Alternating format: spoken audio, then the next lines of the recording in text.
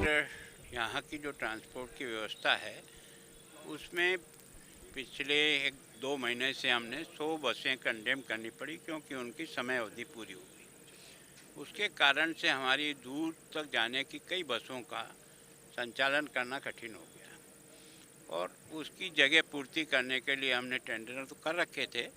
ये जो 40 बसें हैं हमको उसी में से मिली है। बाकी की भी पूर्ति करने का हम प्रयास कर रहे हैं, लेकिन केंद्र सरकार की एक योजना के तहत शहरी जो है ना इलेक्ट्रिक बसें मिलने का हमको जो मिला, पहले 100 बसें हमको मिली थी, उसमें से 60 मिल गई, 40 हमको जून के अंत तक मिल जाने की 100% संभावना है।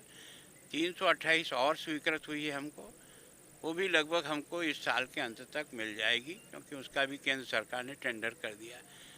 कोशिश कर रहे हैं कि यहाँ की सारी बसें इलेक्ट्रिक की बसें हो जाए, जिसके कारण से प्रदूषण का भी एक जो संकट है उसको थोड़ा ठीक किया जा सके।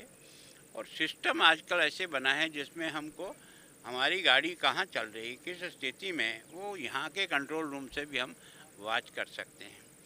और टिकट लेना न लेना, और पेशेंट को अगर अंदर जो यात्रा कर रहा है उसको भी अगर किसी प्रकार की कोई शिकायत है तो उसमें भी हमने सिस्टम बना रखा है।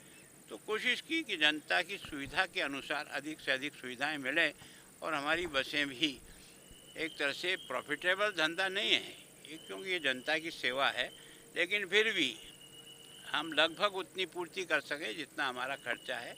ये जो नई बसें जो हमको मिल रही है 428, वो सारी की सारी एक तरह से हमको प्रति किलोमीटर के हिसाब से केंद्र सरकार के सहयोग से मिल रही है। तो हम उसमें से कितना कवर कर सकते हैं, 62 रुपया पर किलोमीटर के हिसाब से वो हमको मिल रही है। तो उसमें से हम कितना अर्न करते हैं, कितना केंद्र सरकार हमको देती है, कितना हमको मिलाना है। पर हम चाहते हैं कि घाटा खा करके भी हमारे यहाँ के जो यात्री हैं उनको अच्छी सुविधा मिले, उसका प्रयत्न करें। मैं अभी एकदम अच्छा पहली बार कोशिश हम करेंगे।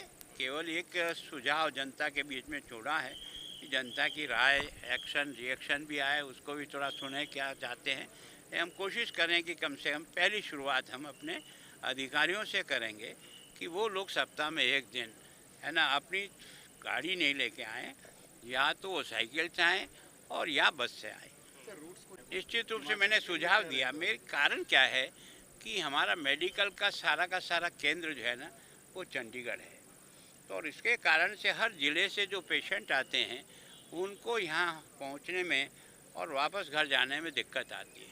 कम से कम हम हर जिला केंद्र को अगर जोड़ लें तो मैं सोचता हूँ यहाँ से कम शिक्षा की दृष्टि से और मेडिकल की दृष्टि से जिन लोगों को अप डाउन करना पड़ता है, जिनको अपने गांव जाना पड़ता है, तो वो सुविधा मिले।